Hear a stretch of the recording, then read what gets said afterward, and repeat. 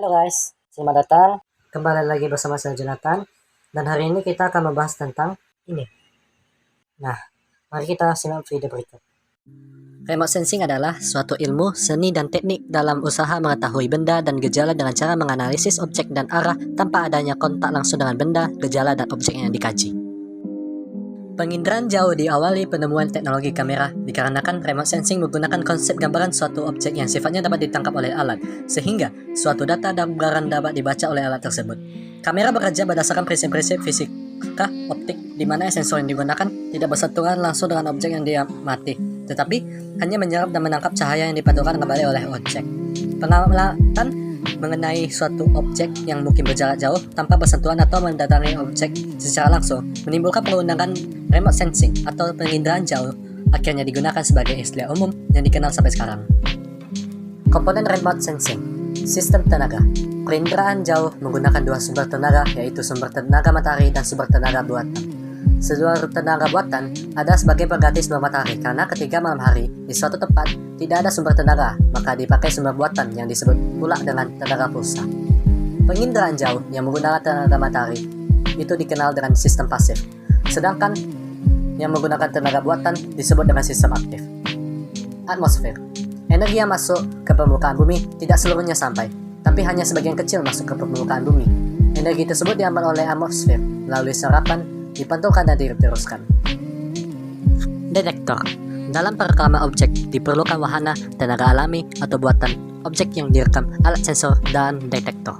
Tenaga yang membaca ke permukaan bumi akan memantul dan direkam oleh alat sensor. Pada sensor tersebut terdapat alat untuk mendeteksi detektor, di mana detektor yang pada alat tersebut dipasang pada wahana. Wahana dan sensor. Ini merupakan bentuk kendaraan yang berfungsi untuk menyimpan alat perekam. Dalam merekam objek permukaan bumi bisa dilakukan di angkasa maupun di luar angkasa.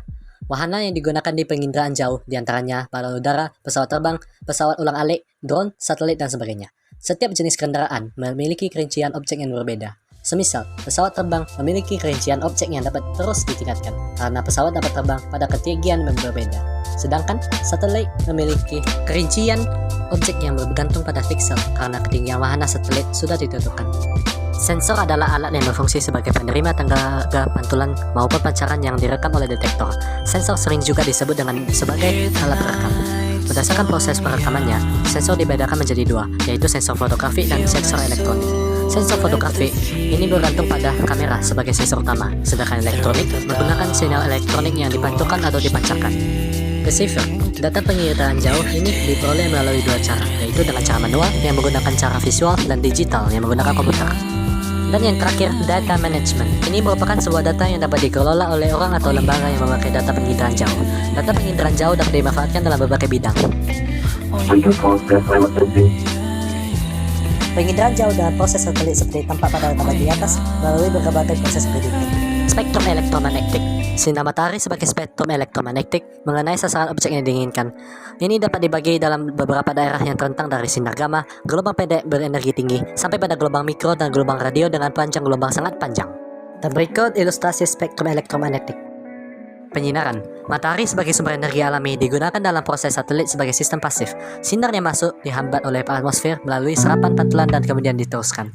Pemantulan dan penangkapan.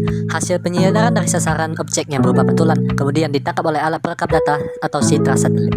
Dan yang terakhir, perekaman. Hasil perekaman dari citra satelit diterima oleh jaringan penerima data. Dalam hal ini, data secara digital baru kemudian diolah, dicetak, disimpan, dan sebagainya, dan digunakan oleh pengguna data. Kelebihan dan kekurangan remote sensing. Untuk kelebihan, hemat waktu, tenaga, dan biaya. Pengamatan wilayah tidak perlu ribet keluar ke titik lokasi dan dapat membantu membuat perencanaan dan pembangunan wilayah.